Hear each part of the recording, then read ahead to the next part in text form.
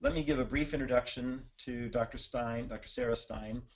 As you see, she's an assistant professor of criminal justice and forensic science at Western New England University. She holds a doctorate in criminal justice from the University of Southern Mississippi and a master's in forensics from the University of New Haven. Dr. Stein's also been the author of books, I believe 2 books, on the subject of cold cases. And for those of you who watch the sort of television programs like Criminal Minds, that's a good depiction of what Dr. Stein does. She is, in fact, a behavioral profiler. And so we're just delighted to have somebody who has worldly practical experience in this realm, and perhaps we can move more from the realms of our understanding of evil from a theoretical perspective to be fortunate enough to have somebody who does this sort of work on a daily basis. And now, without any further delay, I'm going to ask Ryan to change the presenter to Dr. Murray Stein, who will do an additional presentation. Well, needless to say, it's a pleasure to share this webinar with my daughter, Sarah. And I just want to say a few words about the series before she begins her presentation. This is a series on the shadow and the problem of evil.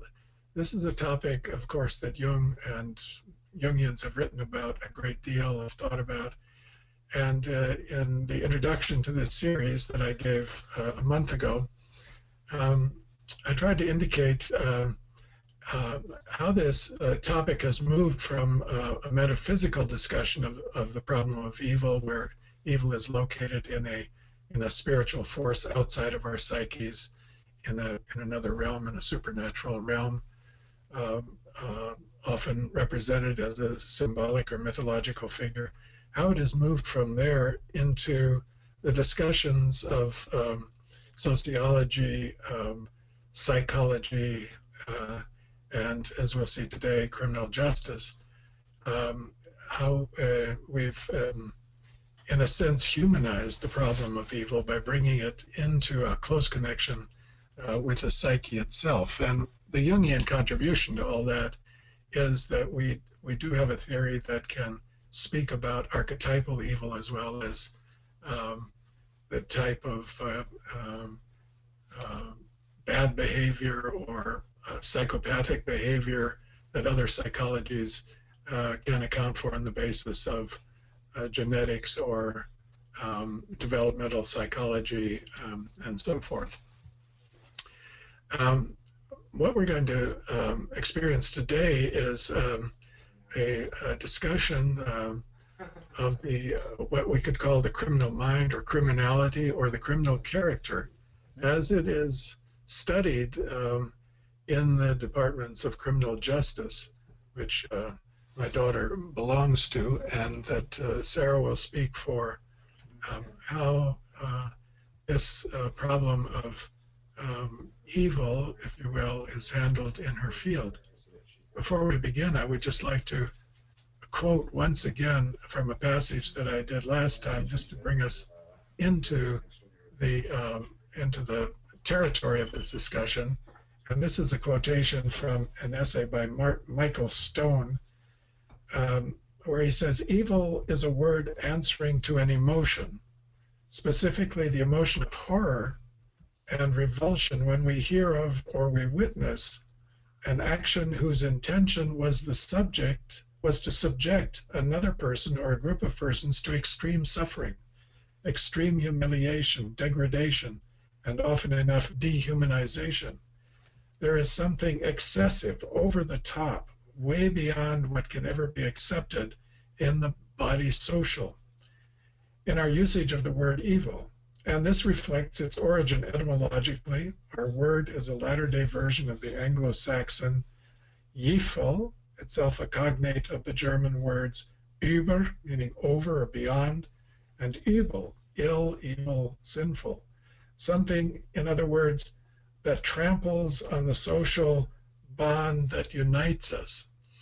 And in the dealing with the problem of criminality and the criminal character, you certainly come across these scenes of horror.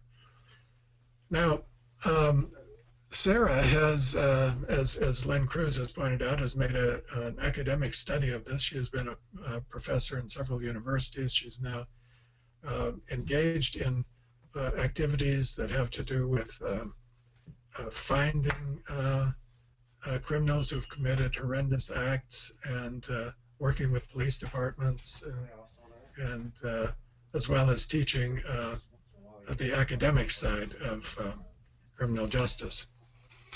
I would like to begin by just asking Sarah to say a few words about how she got into this field and how it came to be that she is spending so much of her waking hours engaged in what is often a pretty grisly and dark subject. So with that, Sarah, I think I'll turn it over to you and let you, and as you speak, I will from time to time, if you don't mind, ask a question or intervene, and we'll have some discussion, but mostly I'm looking forward to hearing about your work and your presentation. Of course. Thank you, Len and Murray, for the wonderful introductions. One correction I'd like to make, which I didn't express to Len, is that I'm no longer at the University of or Western New England. I currently consult full-time now for families and law enforcement on long-term unresolved cases. So the way I got into this field, I think much to initially both of my parents' dismay, but now we have come to work together on it through the concept of the shadow and linking it to these cases, is I was a 19-year-old college student at American University, and I was in an introduction to criminal justice class, and the professor had asked us to write a paper on a case that had interested us. And so I selected an unsolved case off the FBI's website. And the case involved two young girls, one 12 years old, one 13 years old, beautiful, bright young ladies. And they had disappeared 2 months apart, almost to the day. They lived in the same apartment complex, and they both disappeared while walking on their way to school. And I found that very interesting, to say the least, considering child abduction, typical child abductions are relatively rare, but to have two within such close proximity to each other, what interested me about it from the criminological perspective was perhaps it was the beginning of a serial offender. So I began to research the case both on the internet and by doing phone calls. And I got in touch with a reporter who suggested that I contact a gentleman by the name of Ward Weaver, who was a neighbor of both the girls, and his daughter was friends with both of these young ladies, Ashley and Miranda. So I contacted Mr. Weaver, and at the time he was at work, so he said he would call me back. And he did call me back, and we spoke for about 2 hours the first time. And as a 19-year-old, I was somewhat naive, and I didn't realize that I should have considered that unusual, that a 50-something-year-old man would want to speak to me about this particular case. And so as I continued to speak with him, I began researching him. And I found online that his father, Ward Weaver Sr., had been convicted of abducting and murdering a young woman and burying her in his backyard. Now, this occurred when Ward Jr. was only 9 years old. So in my next conversation with Mr. Weaver, I brought up his father and said, you know, I find that a little unusual. And Mr. Weaver exploded. He was infuriated that he would even be considered to be likened to his father. And that was the first time I got a glimpse of his shadow and his anger, though I didn't know what to name it at the time. And then I contacted the FBI out in Oregon and told them who I was and that I had been speaking with Mr. Weaver, and they were extremely concerned for my safety and advised that I no longer speak with him. And there was actually a period of time where they couldn't locate him, and I actually had to have a campus police officer escort me to all my classes, which was a little horrifying as a 19-year-old college student. But at any rate, in August, the girls disappeared in January and March of 2002. And in August, Mr. Weaver sexually assaulted his son's girlfriend and actually attempted to murder her. And she was brilliant in what she did. She said to him during the assault, when he was strangling her, she said, "Think of what this will do to your grandson." And the way she described it later was as if he was in a state, some kind of dissociated state. And at that moment, he snapped out of it and released her, and she ran and got help. So based on that crime, the FBI was then able to get a search warrant for Mr. Weaver's backyard, and unfortunately, both of the girls' remains were discovered there. And so that was my entry into this field. And the reason I was so particularly interested, I was horrified, first of all, that this crime could even be committed. But what interested me was how cleverly the majority of these offenders can disguise their shadow and interact in such a profoundly normal way on a day-to-day basis. And so from there, I continued my studies on and have been in this field ever since. And as Murray said, it is a very dark field, and it is mostly all-consuming. As you can see behind me on the webcam, I actually have a picture of one of the victims that we'll be discussing later on in the webinar. And so it is very consuming field, so to answer your question. I want to thank you for that. You said a few things there that I don't think I'd heard before, that you were escorted to classes on campus by I didn't tell you that for a reason. Thank goodness. I would have pulled you out of that school quickly. But so, well, let's continue then. And I know that you have a lot to share in this webinar, and we can go straight into your discussion of the criminal mind, or maybe we could call it the criminal character, and how this is approached and discussed in your field. And I know that you take particularly a psychological angle, and I'll try to intervene occasionally, maybe with some comments, but go ahead with your presentation. Thank you. All right, so to begin, as Murray stated, we're going to be studying the criminal mind and entering into a world that is not understood, nor should it be, by many people in society.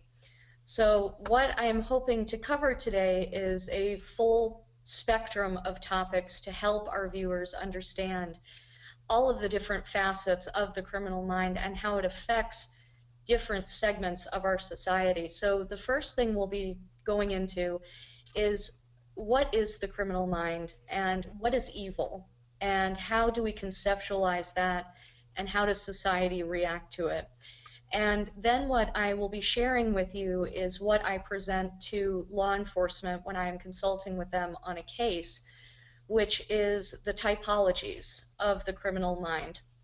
And what I do with law enforcement is review the entire cold case file, and I will narrow down their suspect pool until we reach the perpetrator based on these typologies, and I'll explain that process a little later. And the next topic I'll be discussing with you all is the actual concept of cold cases and the frequency of them, and why they are more prone to occur in the United States as opposed to the many other countries that we have visiting with us today. I will also be touching on the area of research that I did for my dissertation at the University of Southern Mississippi.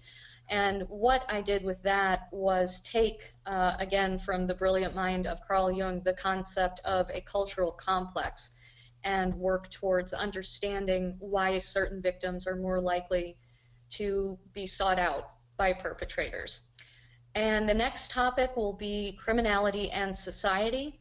And in this segment, what I'd like to discuss is how we, particularly in the United States, project our own shadows onto these offenders in terms of shunning them and punishing them whereas many of them could be receiving treatment and being rehabilitated.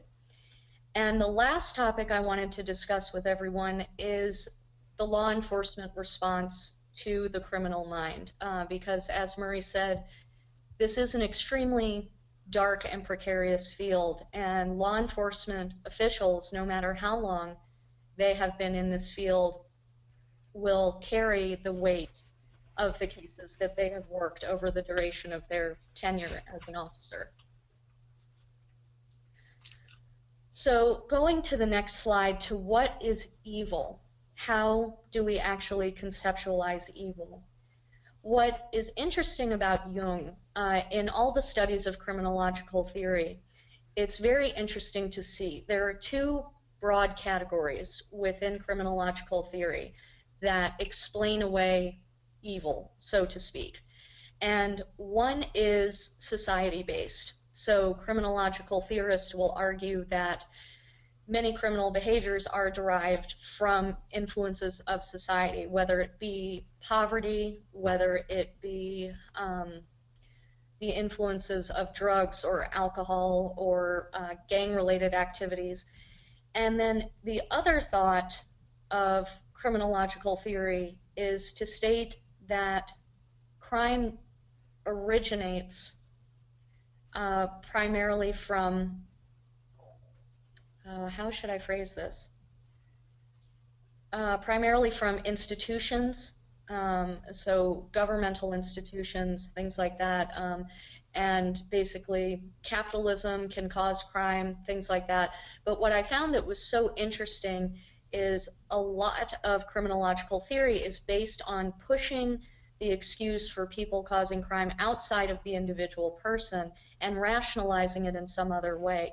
What Jung did was he presented us a very novel theory of the shadow, and of all the criminological theories, he is the only one, and I think this is the beauty of integrating it into criminological theory, which is part of my research, is he attributes evil to the self, and he recognizes that all of us have a shadow side, and it's just how we either choose or are influenced to express that can create a criminal. And to share a quote with you that I'm sure many, if not all of you, are familiar with, that Jung stated, man himself is the source of all evil, and that we are pitifully unaware of it. And as most of us know, humans are the only species that kill for sport. We are the only species that engages in sexual behavior for pleasure, aside from dolphins. Actually, we're the only species that engages in sexual activity for pleasure as opposed to mating purposes. So when you combine the sexual element and killing for sport, this is where we find the majority of the serial offenders acting out, which is very interesting to consider. So what I consider evil to be in my work, I go back to the quote that Murray used to say that it is the deliberate cause of suffering to another human being. Evil is not only the absence of good, it is the willful intention to cause harm to another person or groups of people and to degrade and to dehumanize individuals. We know that many of these offenders do not even see their victims as people. They see them as prey. And so they are not even taking into consideration their humanity when they act out. So that would be my definition of evil. And going to the next slide, when I picture evil as being an individual in criminal justice, this is the image that comes to mind, and the duality of a persona and then the shadow. So I'm sure many of you are familiar with this gentleman. His name is Theodore Robert Bundy, and he was an American serial killer, and he confessed eventually to 30 murders in 7 states between the years of 1974 and 1978. We know that there are many more victims out there that he did not confess to. And to speak about Ted Bundy's criminality, he was born to an unwed mother in 1946, and he was actually raised to believe that his mother was his sister. His mother later remarried, and he took the last name Bundy. His original last name was Cowell. And then he had a relatively normal childhood, aside from being led to believe that his mother was his sister. He eventually figured that out, and the fact that he was, in his own words, a bastard, because he had no contact with his father. And so Ted Bundy went on to college, and he fell in love with a young woman who was she was very high socioeconomic status, absolutely beautiful, had long dark hair parted in the middle, which you will see as a theme in these women in the center. And this woman broke up with him because she said he was not going to go anywhere in life, he had no motivation, all of that. And so he was desperately heartbroken over this loss. And so he spent some time in Washington State while he was in university, and he began working as a volunteer at a crisis hotline. And there is a book out there that's written, which I don't know if any of you are familiar with, but it's called The Stranger Beside Me. And it was written by a very famous true crime novelist, Anne Rule. And Anne Rule actually worked with Ted Bundy, and this book, The Stranger Beside Me, is based on their interactions. And she, like I, with Ward Weaver, was so shocked, as was everyone in the public and in Ted Bundy's life, when they found out the crimes that he committed, because he was a very likable, charming, very attractive, as you can see, young man, and he presented very well. So she spoke about her time with him at the crisis center, and she said when he was talking to either rape victims, suicidal individuals, she said he had the most empathy of anyone who was working there, which was absolutely fascinating. So we don't know, well, we do know Ted Bundy's first victim. What he did with this young woman, he broke into her home. She was actually a close neighbor of his, and she had long dark hair parted in the middle. He broke into her home and abducted her. And the next morning, her roommates did not find her in bed. She was reported as not being shown up for work.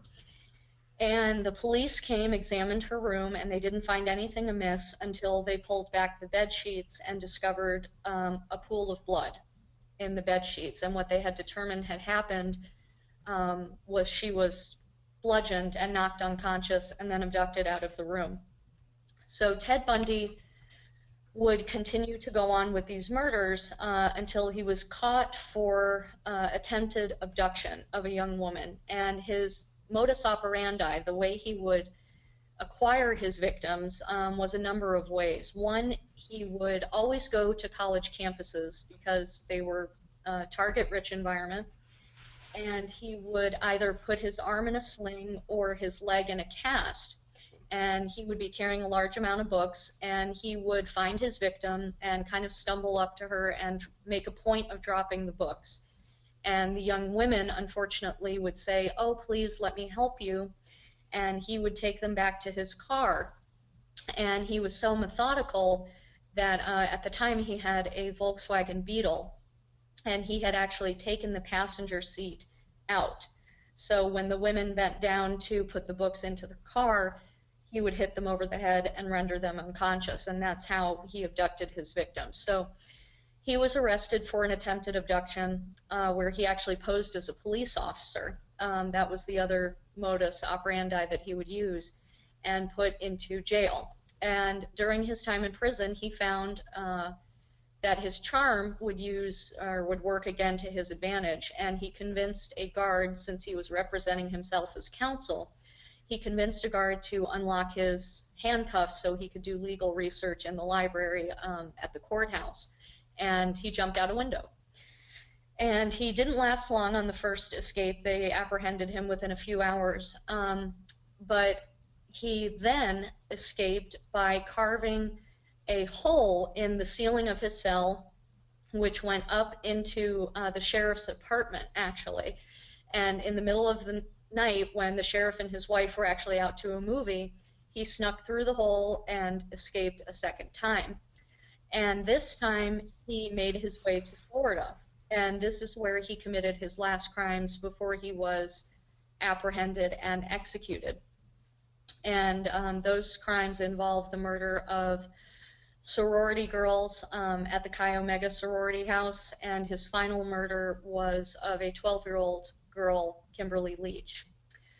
Right before his execution, and this is what I find so interesting with Bundy, and it is a true demonstration of how capable these types of offenders are. He fits into a typology we'll discuss later, but how capable these offenders are of masking their shadow and also manipulating people. One thing I teach to law enforcement is to say, with this particular typology, if you're dealing with a Ted Bundy, when you go into an interview with them, they are so smart that they are profiling you, and you become their victim. And if you don't recognize that and take immediate control of the interrogation, they will manipulate you, and you will never get any information that you need.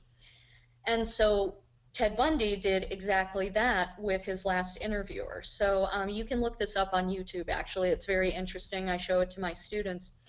And his last interviewer was a gentleman named Dr. Dobson. And Dr. Dobson was a heavy critic of pornography.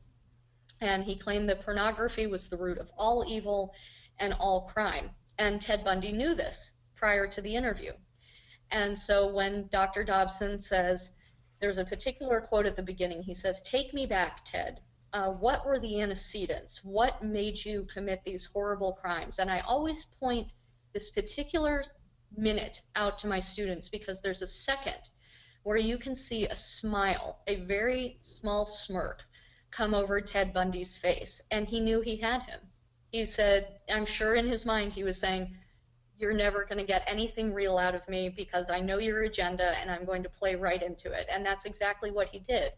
He said pornography caused him to act out violently. And so we never really knew what Ted Bundy's motivations were. The closest we came was with a man named Bob Keppel, who he was the only one that Ted Bundy would speak to candidly. And if you'd like a resource on that, there is a book called Riverman, where Ted Bundy actually helped Bob Keppel analyze and profile another prominent United States serial killer, the Green River Killer.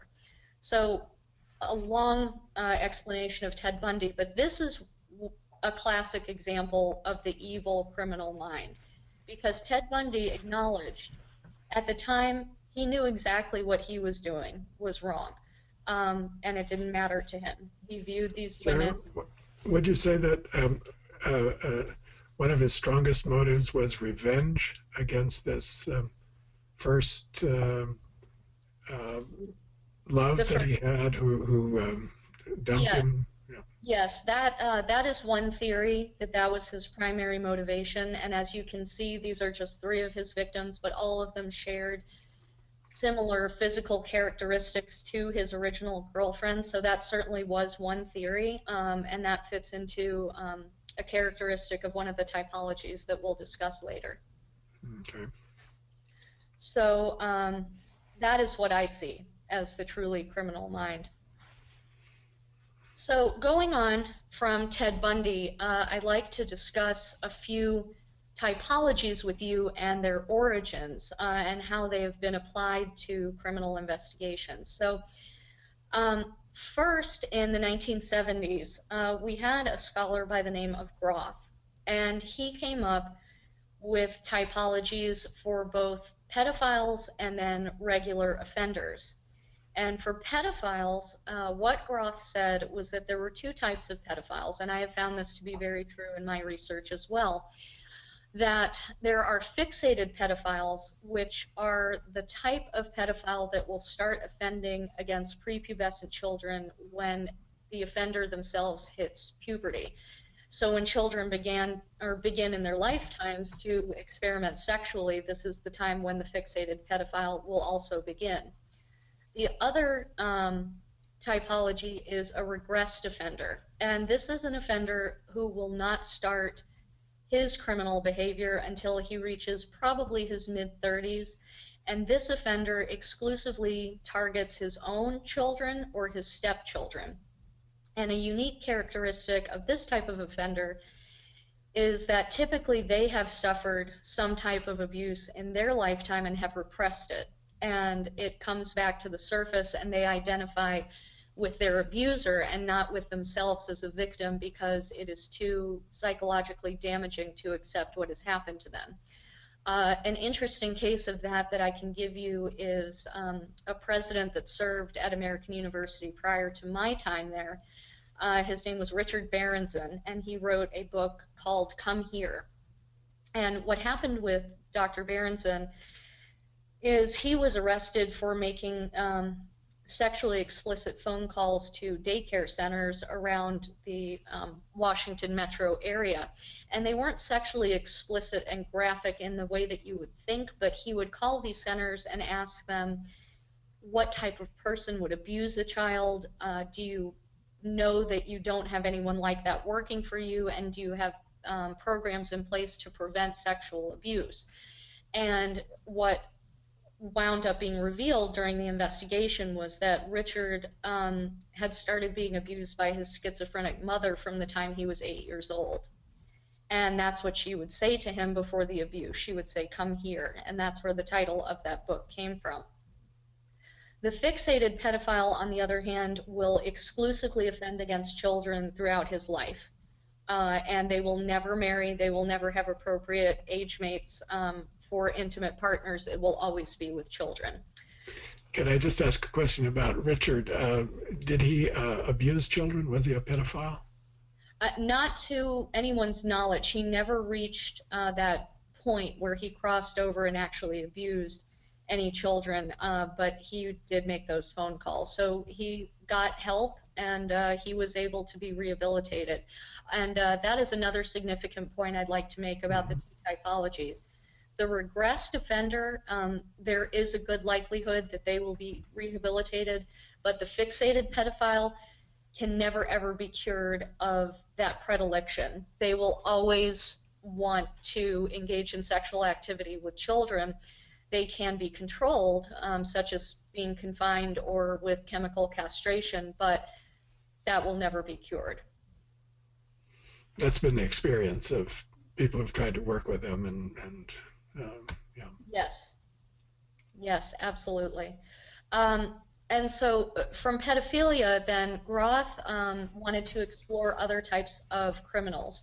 So he developed 3 categories for the generic criminal, and he said that people are motivated to commit crime either because they desire power, or because they are angry, or because they are truly sadistic. In the 1980s, approximately, the FBI expanded on Roth's theories to make them applicable and utilize them in criminal investigations within the behavioral science unit.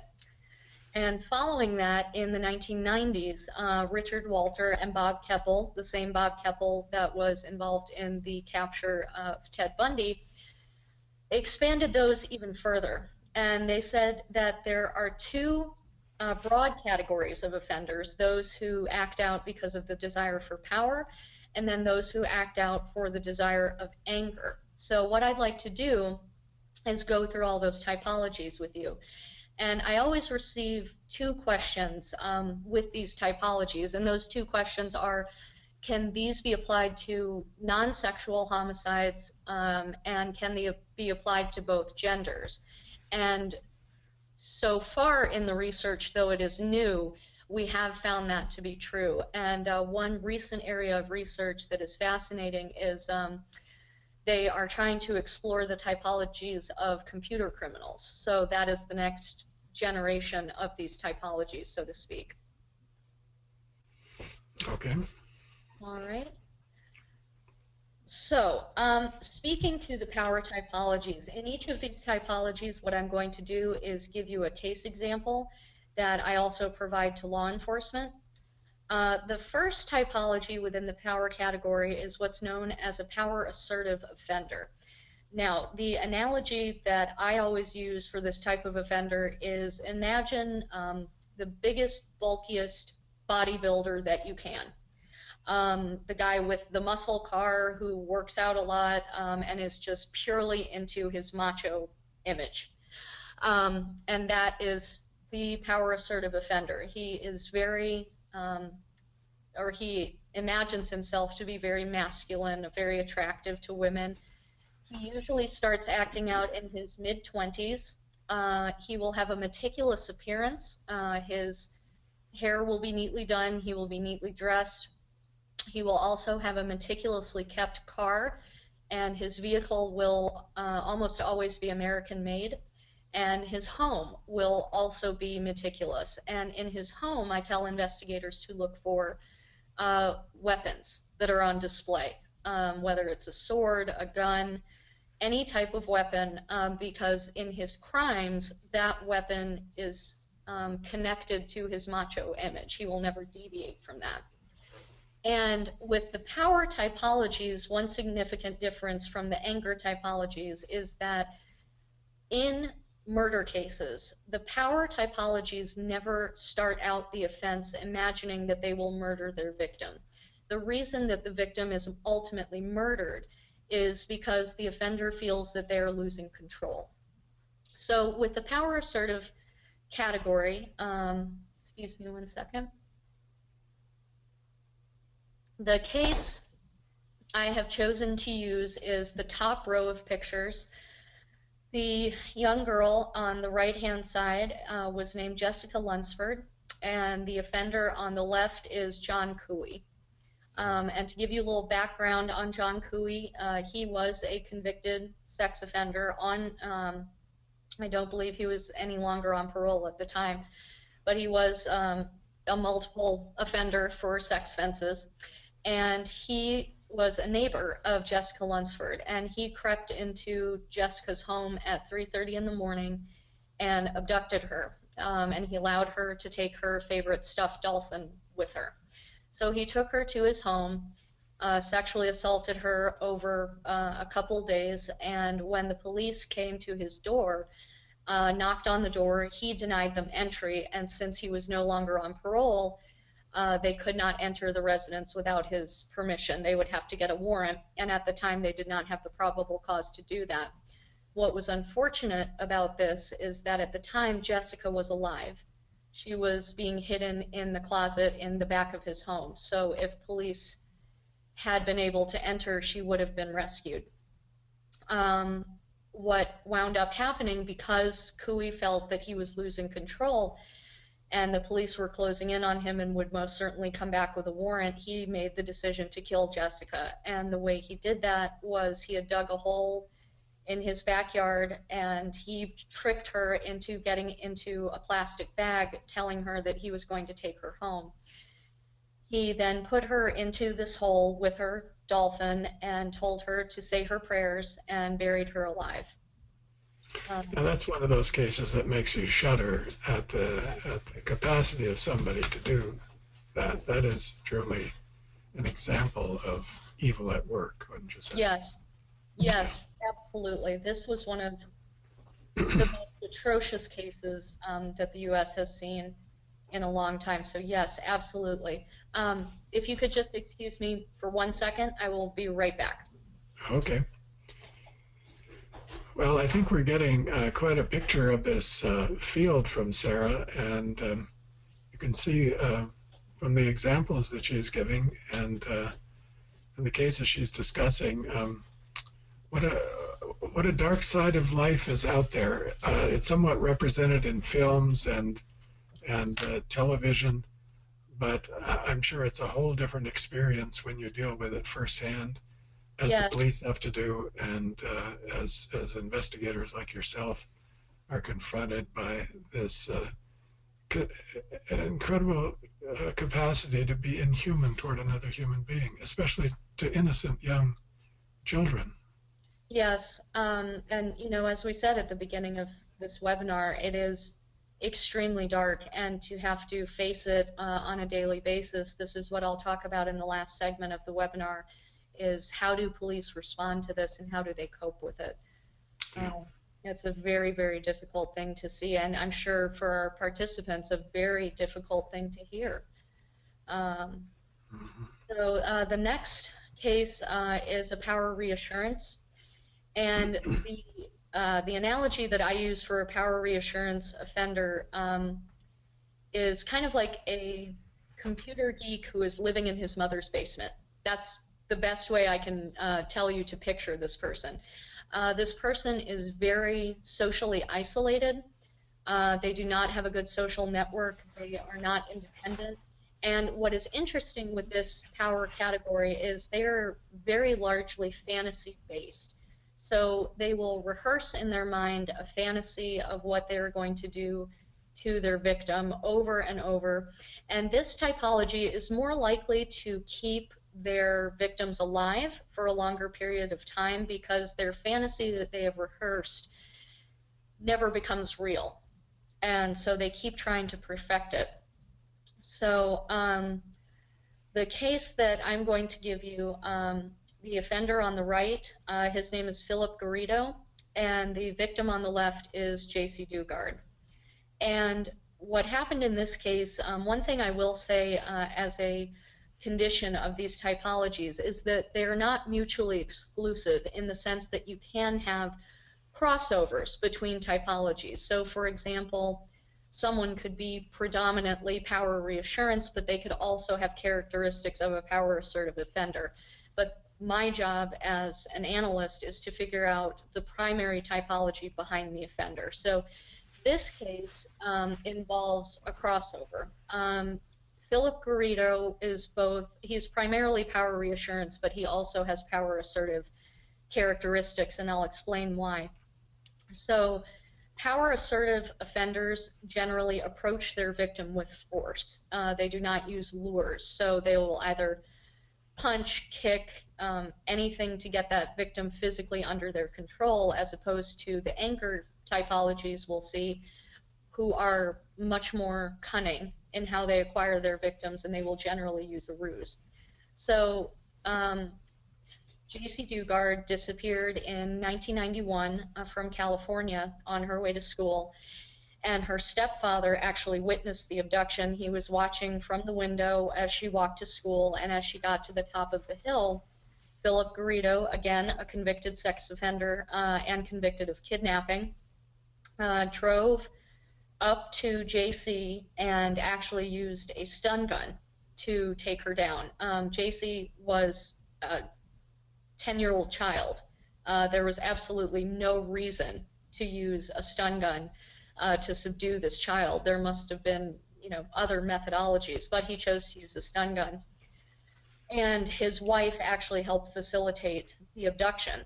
So they took JC to their home, which was some distance away from where the abduction occurred, and JC was kept for 18 years by this man and actually bore 2 children from him, 2 girls. And he would keep her in a series of elaborate sheds and tents and things like that in the backyard. And what was one of the most truly unfortunate side effects of this case is that Philip Garrido was still on parole. And so he was routinely visited by parole officers. And the parole officers, though he was convicted of a sex crime and kidnapping, never thought to explore, in the over 100 times that they visited this residence, never thought to explore the backyard. So a lot of people lost their jobs when she was recovered. So she was eventually recovered, and the way she was recovered was they were out on a campus in California, and JC and the 2 girls were with Philip Garrido, and Philip Garrido was passing out religious pamphlets to people, of all things. And a campus police officer thought that there was something not right. And so she stopped them and eventually rescued this girl. So that was the result of that case, which thankfully she was recovered alive. So Moving on to the anger typologies. The two anger typologies we see are anger retaliatory and anger excitation. The anger retaliatory offenders, what is unique about them, and this is where Ted Bundy will see, is a crossover between anger retaliatory and anger excitation. The anger retaliatory killer targets victims that are symbolic to someone who has hurt them in their previous life. So this type of offender actually feels that they are the victim and they're exacting revenge. And typically, they will be serial offenders. And one unique signature I always tell law enforcement to look for in an anger typology case is if the victim is posed with their back facing the exit to the room, to the area, whatever it may be.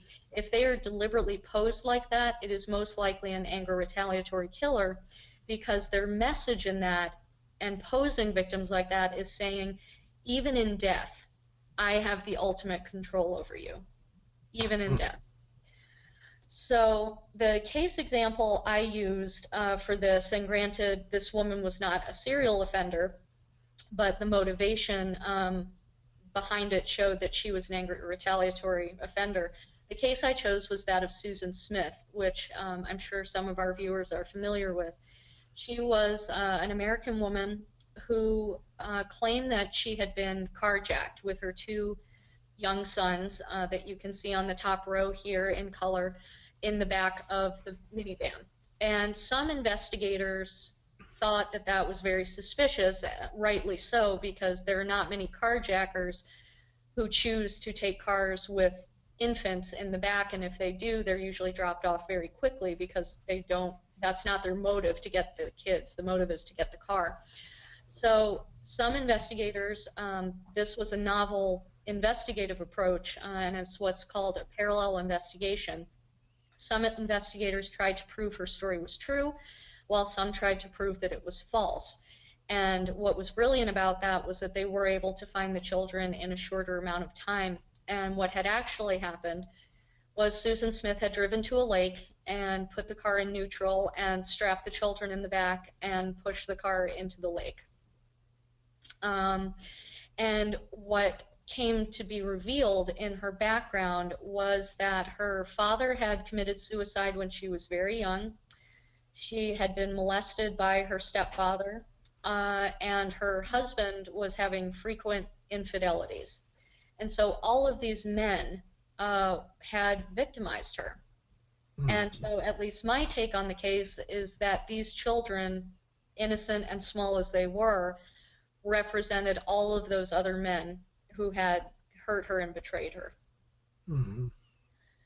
The last typology that we have is the anger excitation offender. And fortunately, with the anger typologies, they are the most rare of any offender that we see, but when they do act out, it is extremely difficult for law enforcement to first identify that they have a serial offender on their hands, and then linking those cases, especially in Ted Bundy's case, it was very difficult. So the anger excitation is the most dangerous of all of the criminals because their motive is to inflict unimaginable pain and torture on their victims, and they eroticize pain. So they derive satisfaction from hurting their victim.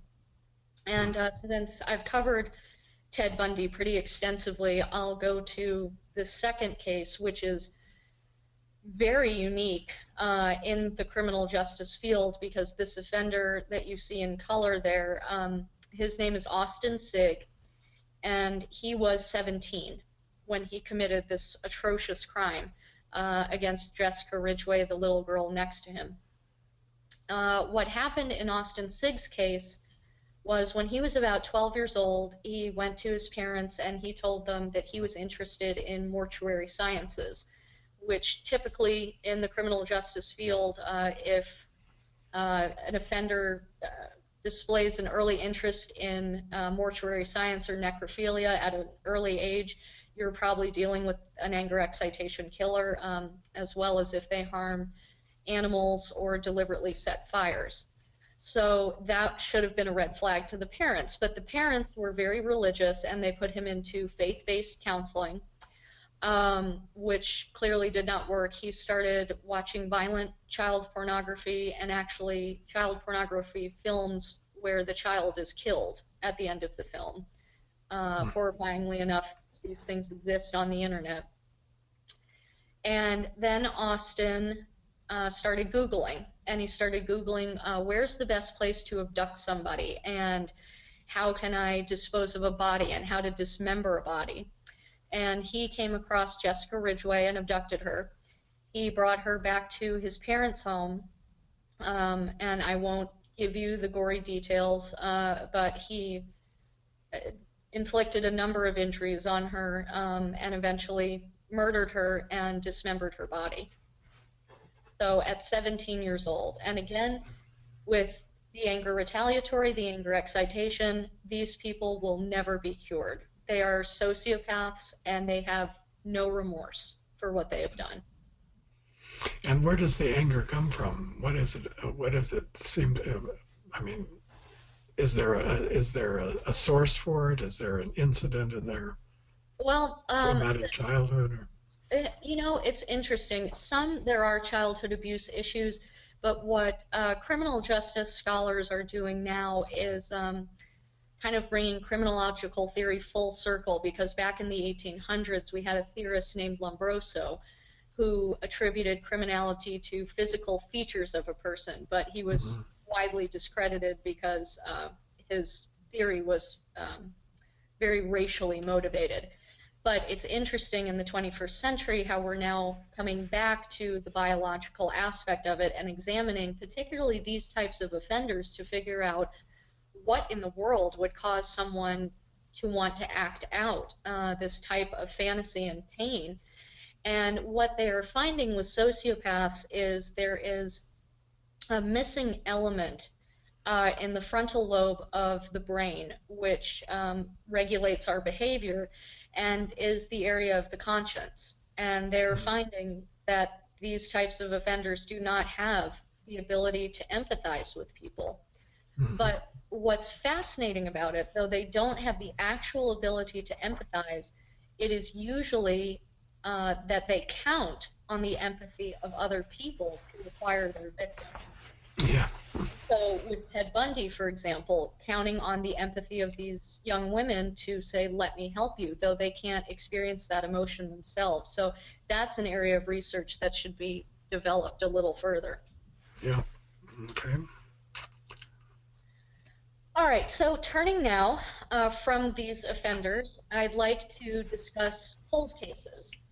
And in America, we have hundreds of thousands of these types of cases. And basically, the standard definition of a cold case is a case where all leads have been exhausted. So there is no more active investigation that is occurring. One particularly startling statistic in the United States is that we have over 211,000 unsolved homicides just since 1980. And we have just recently discovered that there are over 40,000 unidentified remains in morgues across the country. So in response to this, the government has developed a program called NamUs, which basically is a website where it's the first centralized database for missing persons and for unidentified remains, where people and law enforcement agencies can enter their cases and search them. So there is a proactive strategy to combat these numbers.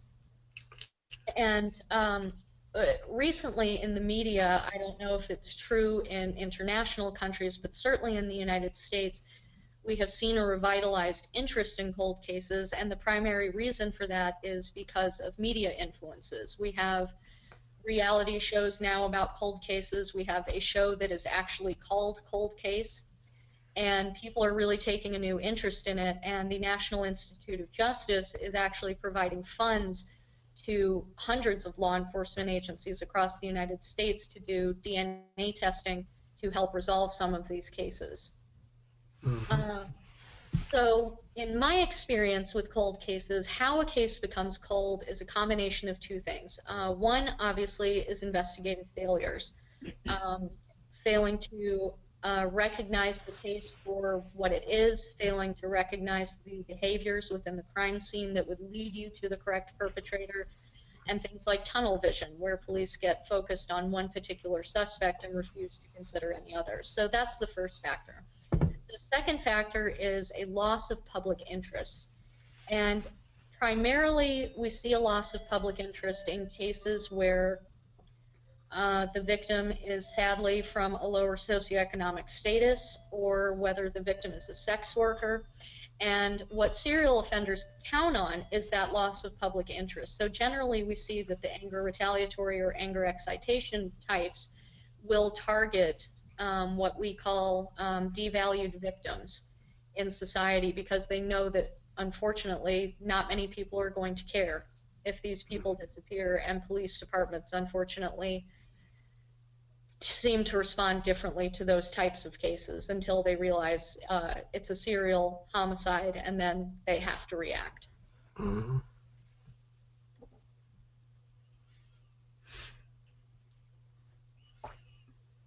So going to the next slide, this case is my most personal. I have been involved with this family for over 13 years now. And this victim's name, on the top left-hand corner of your screen, her name is Molly Bish. And one of the particularly poignant things and makes this case personal to me is that I am the age that Molly would have been had she lived.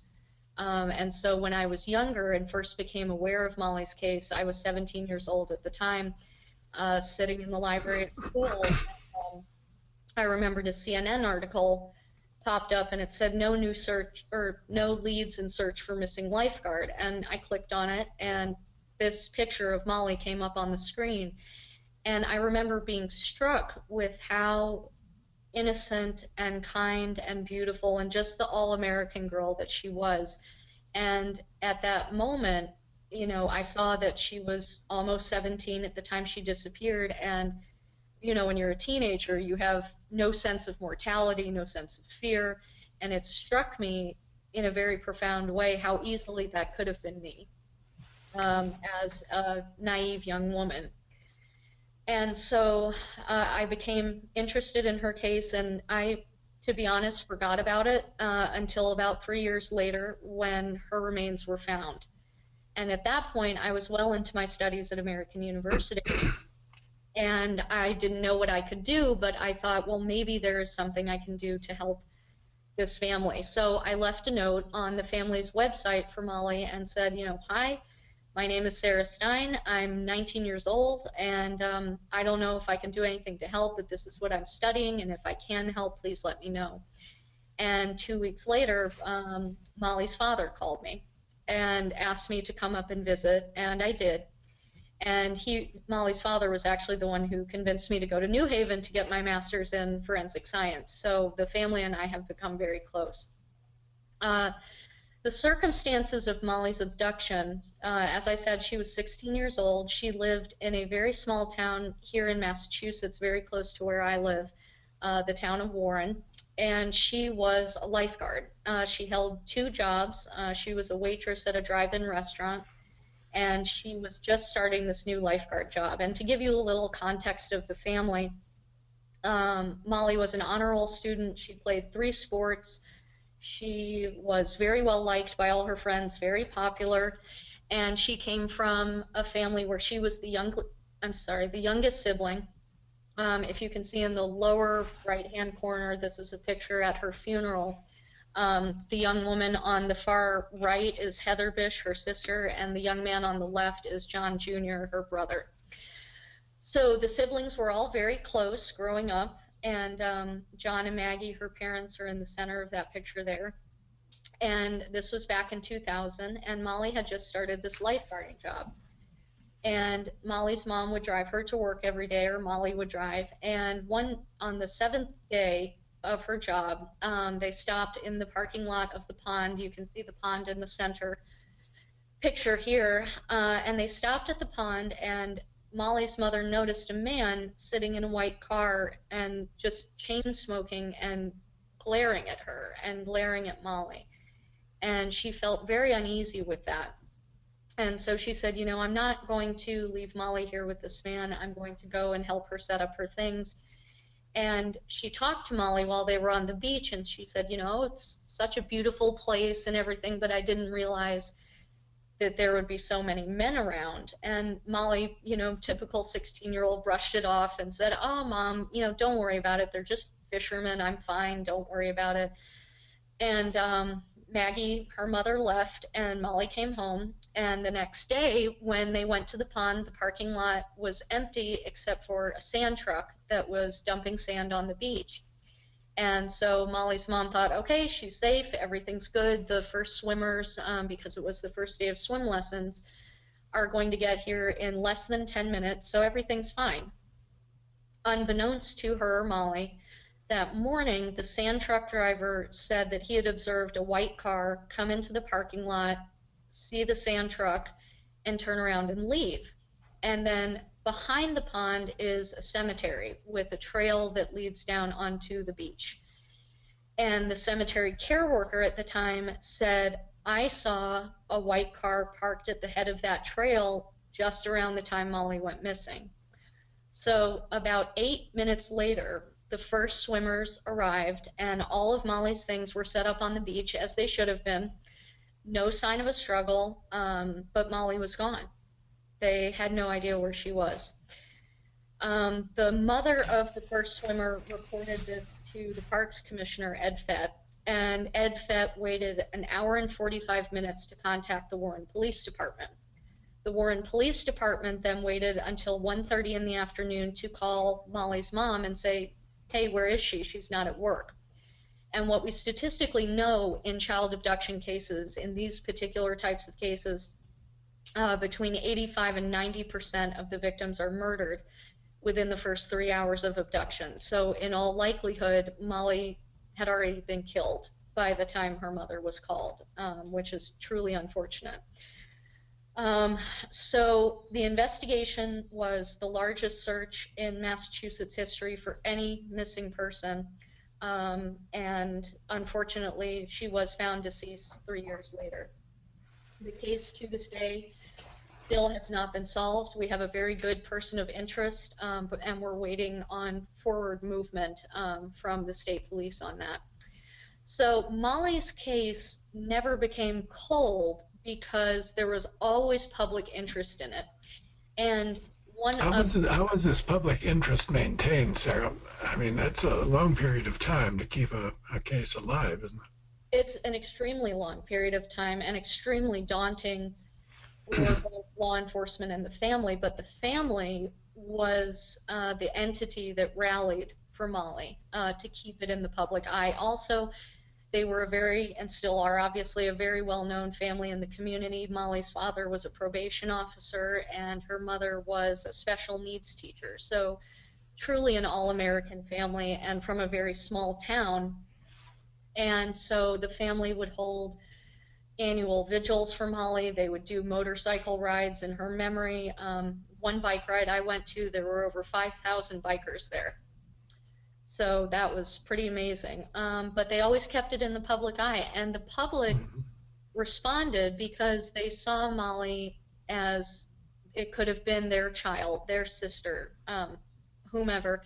And they also saw her as a truly innocent victim. I mean, she was a child who was there to protect other children, and no one was there to protect her. Yeah. And they viewed that very strongly and with so much emotion and conviction to find the person who did this to her.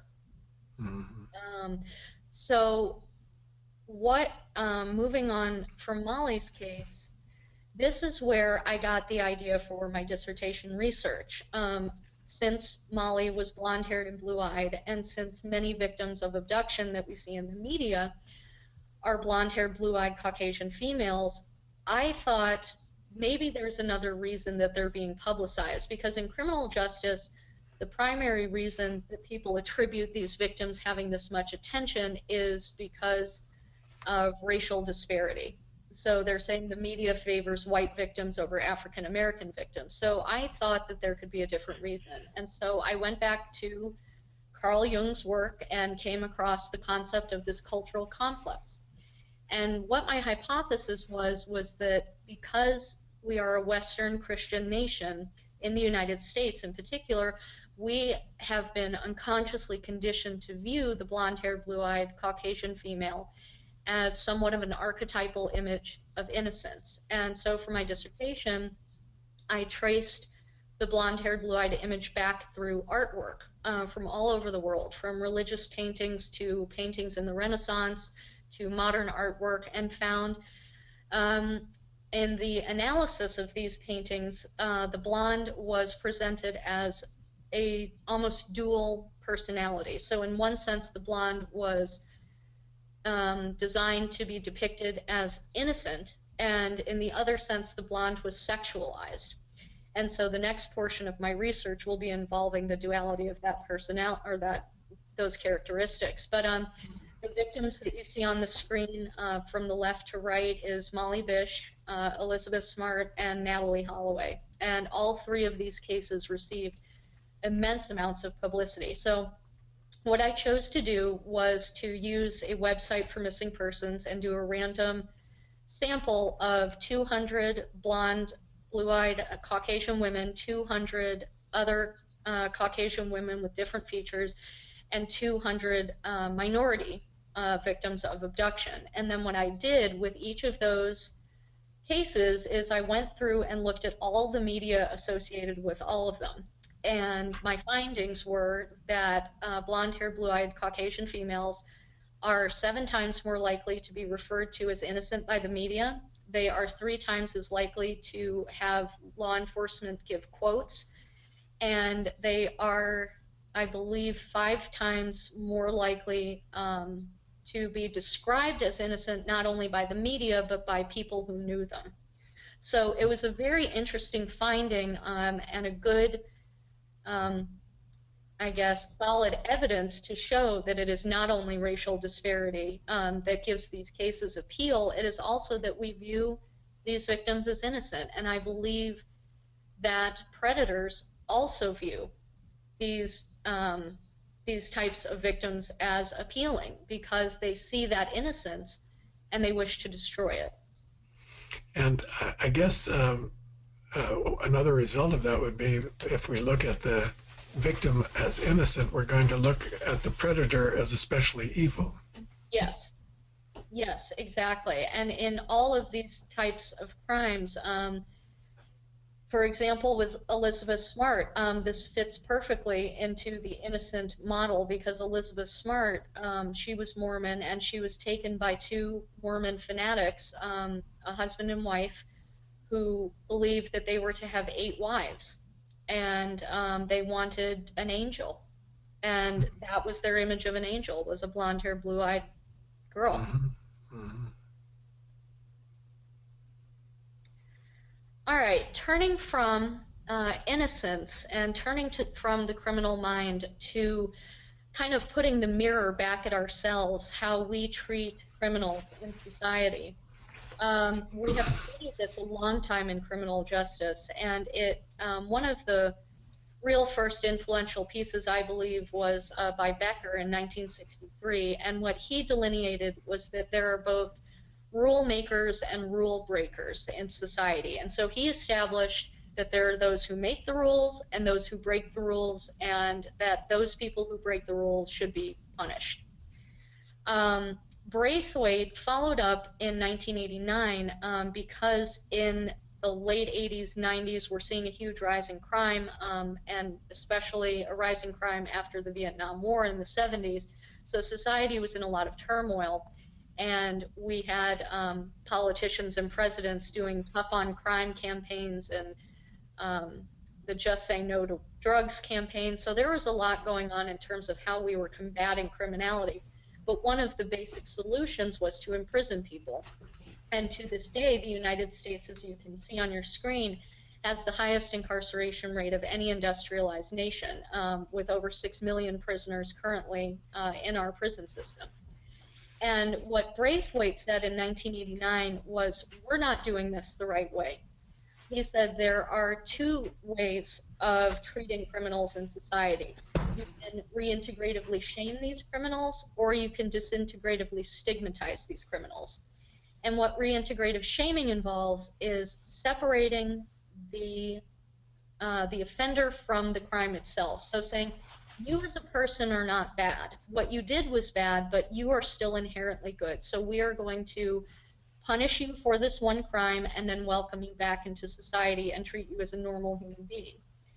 Versus disintegrative stigmatization, which involves collapsing the crime and the individual into one entity and saying, you are a bad person. It doesn't matter what you did, you are a bad person, and we're not separating you from that offense. And you shame them and send them away. The person is bad, not the act. Right. They just collapse those things into one entity. So examples of this disintegrative stigmatization that we have seen, particularly in the United States, and the projection of our own shadows, because, let's all face it, we all try to think in our minds we would never have the ability to intentionally hurt someone else or to commit a crime. But there is that capacity in all of us. It's that we choose not to do it or have better self-control. So the projections of our own shadow, saying that these people are bad, we could never do that, involve, first of all, the war on drugs, and saying that these criminals were just bad people, we should lock them away for life. And we saw that with sentencing for a long time in the 80s and 90s, these very lengthy prison sentences for relatively minor drug infractions, and that is starting to change. President Obama said the other day that this is one thing he wants to address prior to leaving office, is to changing the way we sentence these drug offenders. The other way we disintegratively stigmatize some portions of the population is through sex offender legislation. Now, I am a proponent of sex offender legislation. I will just quite frankly say that, because with a large majority of these sex offenders, they will recidivate. So I say this with somewhat mixed feelings. But with sex offender legislation in the United States, we have what's called Megan's Law, which is the mandatory notification of neighborhood residents if a dangerous, what we call level 2 or level 3 sex offender moves into their community. So from the outset, that offender is automatically shunned. And there have been instances where neighborhoods will actually rally and physically harm this person or drive them out of the community. So it's a pretty atrocious system. And then the last portion of the population that we give a great disservice to is those offenders with mental illness. There's a book called The Criminalization of Mental Illness, which is quite good, and one of the co-authors on it, Risden Slate, suffers from bipolar. And what happened to him, for some reason, his psychiatrist told him, you can go off your lithium and you're fine. And unfortunately, when he was on vacation in South Carolina, he had a manic episode and was running around the town square and just completely uncontrollable. The police attacked him and actually broke his arm and left him in solitary confinement for 3 days without medical treatment. Oh my gosh. It was absolutely horrible.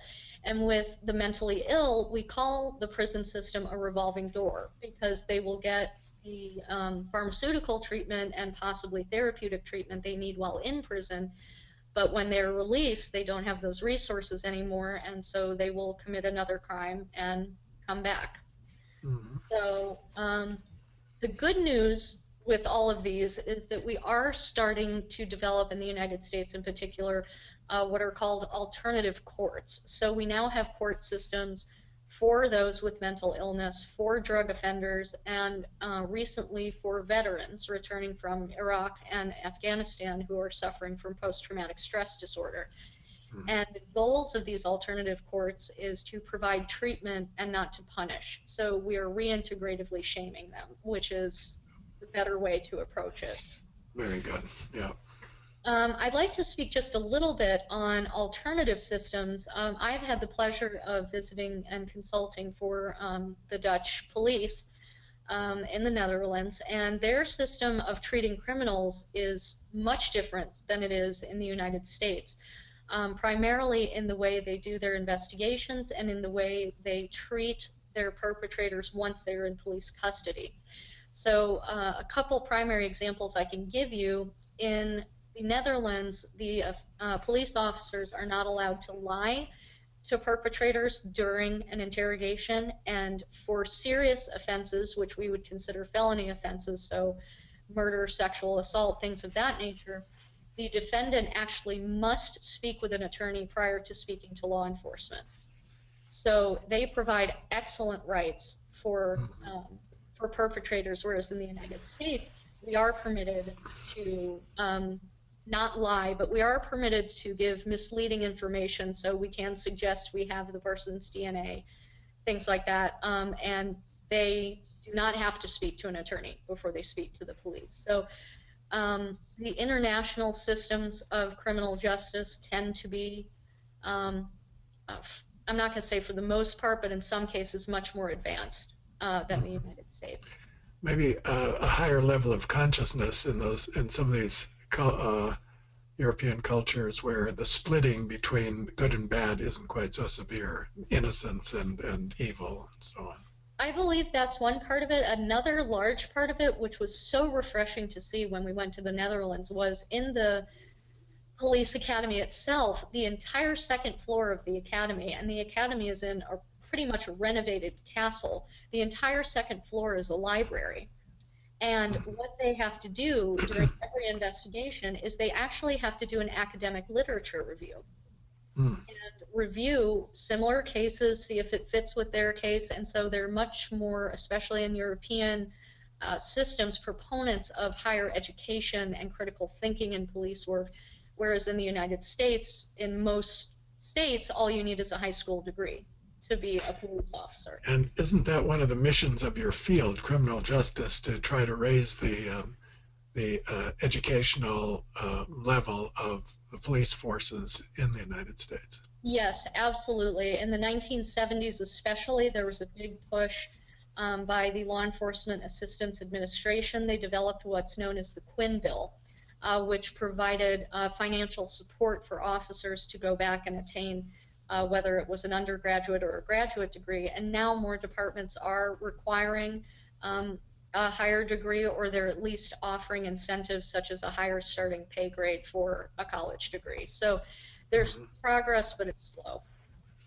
Now, before you run out of time, be sure, let's cover this last section, which does have to do with law enforcement and police systems and so on, and what your experience has been working with these professionals. Yes, absolutely. So to speak to the picture that you see there is a female officer who was laying flowers on the site of Newtown, which I'm sure many of you have heard of. It was a horrific mass shooting in the United States, and 20 first grade students were killed. It was absolutely atrocious. And an instance of law enforcement stress I can speak to pertaining to this case is the medical examiner who conducted these investigations. And I've known him for many years, and he's a very kind man, but was very jaded. And he personally conducted all 20 autopsies of these children, and the next day held a press conference to release the results, and broke down and cried and retired right there. He couldn't do it anymore after what he had seen. So for police officers, law enforcement has been taking a huge hit, as I'm sure many of you know, in the United States because of civil rights and the use of force issues, and the perceived targeting of African Americans. Law enforcement officials suffer in silence to a degree that the public is not aware of in any sense.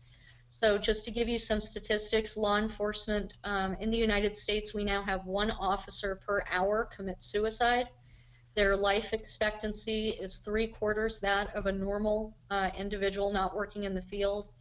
They have the highest rates of hypertension, diabetes, many other physical ailments of any profession, and they certainly suffer from anxiety and PTSD. For many analysts and those of you in the therapeutic field listening, I'm sure many of you are wondering why, if they're suffering so much, why do they not get counseling or analysis? And the basic reason I can give you for that is the stigma. Many law enforcement officers perceive those who seek mental health help as being weak and not being able to perform their duties. So many of them suffer in silence. The other reason that they don't approach counselors very often is because they feel that a counselor or a therapist cannot understand what they have been through. And I'm going to show you a picture on the next page, and I hope you will keep that in mind if you ever have someone in law enforcement in your practice, and keep that picture in mind. Some reforms for how law enforcement can respond to the criminal mind and some coping strategies. One is a police department started what was called a shoot team, and it wasn't led by a therapist, but this group met every week. It was law enforcement officials, and they just debriefed, and they talked about what they had seen. And one officer's story that was so particularly poignant to me was he said he responded to a scene where a girl had allegedly threatened to commit suicide, and the girl said, no, my friends just called, it was a joke, tomorrow's my birthday, they wanted to play a prank on me, I'm fine. So he leaves and comes back, or dispatch calls him back and says, no, you need to go back, this is not a joke. He gets to the scene, and this 13-year-old girl is holding a gun under her head and kills herself right in front of him. Mm. And he said, the detective unit came, I gave my report, and I was right back on the street. No counseling, nothing. They were just expected to continue their shift. And my partner now, he was with the Massachusetts State Police for over 20 years, and his account was when he responded to a scene where a father had murdered his entire family, including his two beautiful children. Those children were the same ages as my partner's children at the time. And he said, when I responded to that scene, I knew I couldn't do it anymore. I had to walk away. So for those of you in therapeutic fields, I wanted the last thing for you to see is this picture, our series of pictures. And this is JonBenet Ramsey. She was murdered when she was 6 years old, Christmas 1996, in her own home. The perpetrator has never been found, but the context I want you to take away from this picture is imagine seeing this beautiful, bright young girl and her potential for her life, and then imagine looking at the middle picture, but in person, every day, for your career, and what that would do to you. And so I would urge you, with the criticisms now of police, while there certainly are some bad apples in the law enforcement department, I would urge you to take a second look at what they do and take a moment to appreciate their efforts. Yes, I think in a sense the police are on the front line in our society, in the experience of radical evil, as it's been described by these authors that I quoted last time. This incredible ability of human beings to inflict harm on one another, apparently often without remorse, without feeling, without recognition. And I think your field and of course the police have to confront this on a daily basis, and it's a very, very dark world that you all are living in. How do you cope, Sarah? How do you handle that? How do you manage to recover your equilibrium after spending so much time with all of this? I think one of the most important ways that I cope is having a good partner and having someone who understands what you do on a daily basis, and that they have experienced that as well, not in the sense of codependency, but in the sense of if I need time alone, or if I need time to cry, or just go out for a drive. He says, I get it. Yeah. Do what you got to do. So that's a big part of it. Another big part of it is not subjecting yourself to it in other parts of your life. So, for example, I do not watch shows like Criminal Minds or anything that these young kids watch, because it just perpetuates those images in your head and it brings all that trauma back. And one thing I always tell my students, because so many students come into this field, is saying, this is so cool. And I did too. I was not, innocent of that. I thought it was really cool when I first started it. And what I do as an exercise with my students is I take them to the beach at Cummins Pond where Molly was abducted, and I have them meet her family. And I say, this is not cool. This is not cool. This is sad. This is terrible. And to cope with it, you need a very strong foundation. You need a good sense of self. You need a good support network. My family is my biggest support network. And you need other positive ways of coping. A lot of police officers turn to alcoholism.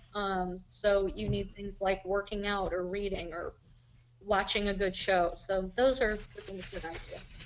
And I know church has been, in the last year, is very important for you too, some place where you experience Yes, absolutely. another kind of person. I go to an Episcopal church. I call it Catholic Light because it's all of the good. All the sermons are very positively oriented. And my priest, Father Peter, has been an amazing resource, as has my congregation. They are always reaching out to me and I to them to see, how are you doing? How's your day going? And to have that faith that God is not the one who allows for this evil. A lot of people ask, how could God let such a terrible thing happen? And I tell them, it's not God. God does not allow this evil. Man chooses this evil. There is no presence or factor of God in these decisions. The only time that God is present is with the victims. So, but the faith that I've developed has been an enormous help to me. Well, thank you so much, Sarah. I think you've filled the time slot with a tremendous amount of information, and your presence is very, very special, and you're so articulate and knowledgeable about your field. I'm very impressed. Thank you. Thank you. I'd like to echo that praise, Sarah. It's been actually disturbing and very powerful.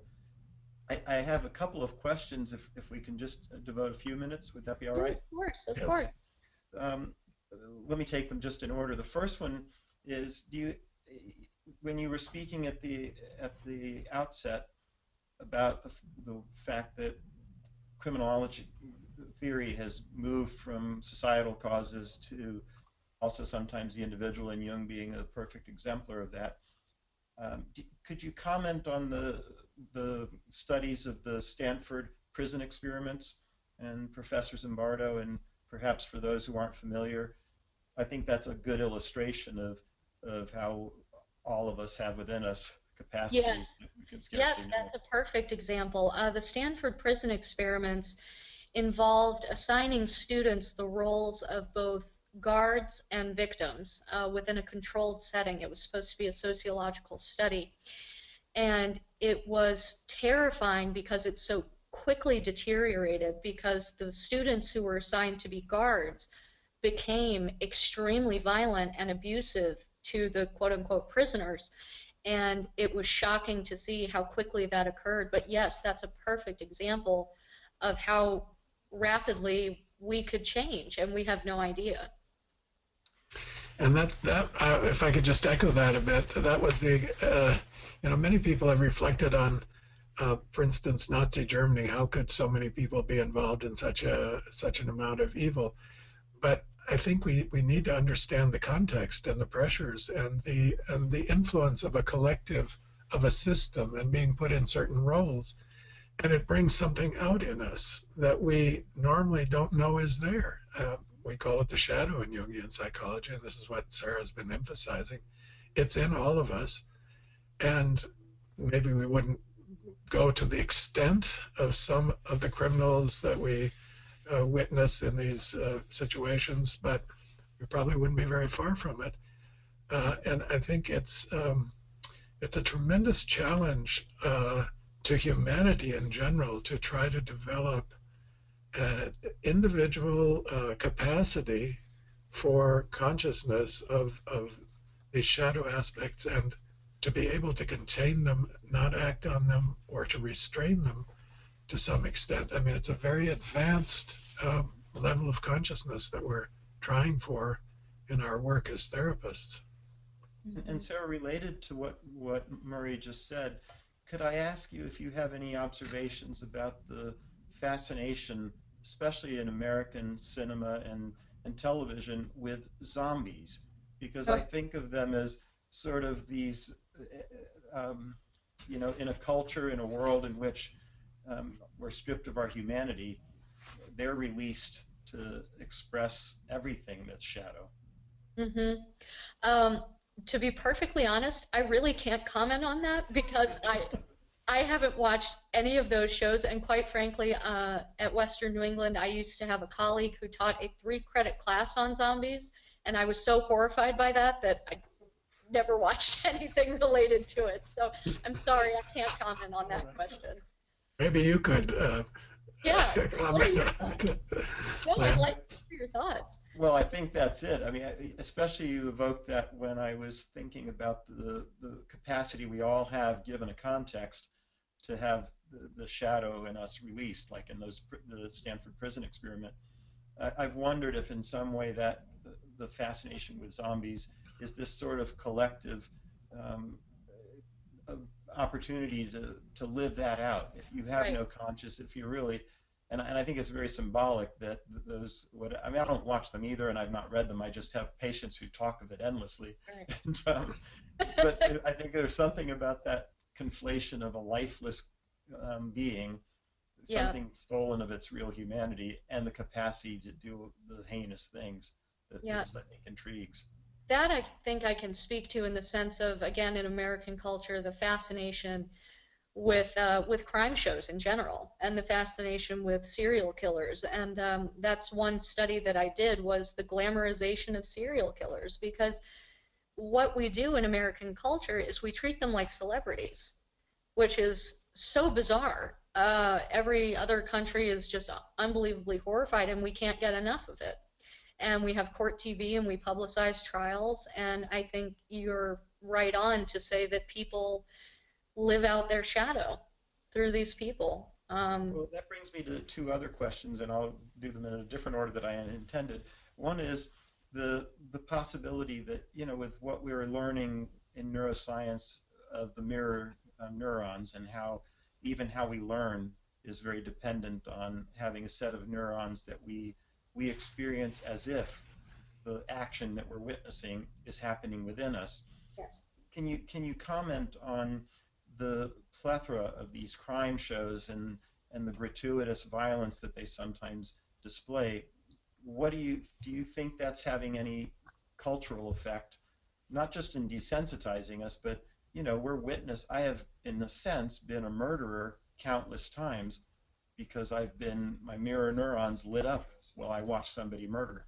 Right, and you're absolutely right. One thing I can speak to personally, and perhaps it's just because I'm in this field, I'm desensitized in a sense, but if I ever watch a violent show or a show about an abduction or something, I'll be in tears by the end of it because I feel so personally violated. And I don't think, maybe most people do have that reaction, but that desensitization is very dangerous in the sense that people who are the future Ted Bundys or BTKs or what have you and are watching this, it doesn't take much to push them from a media source to real life.